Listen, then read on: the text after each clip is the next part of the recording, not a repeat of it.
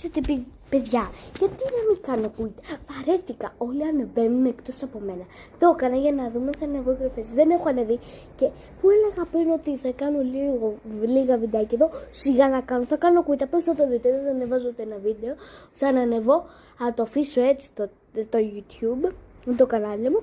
Και αν δεν ανεβώ τουλάχιστον 60 εγγραφές ή 100, τέρμα. Δεν ξανακάνω βιντεάκι. Το υπόσχομαι στο Θεό. Ακούσατε, αν δεν ανεβώ ούτε μια εγγραφή, δεν θα κάνω βιντεάκια. Το υπόσχομαι. Το υπόσχομαι στο Θεό. Αν δεν πάρω ούτε 100, ούτε 60 εγγραφές, τέρμα. Ή πιο πάνω από 100. Δεν θα κάνω βιντεάκια. Ούτε σε αυτό, ούτε στο άλλο. Στο άλλο δεν με νοιάζει επειδή είμαι καινούργια. Σε αυτό με τίποτα.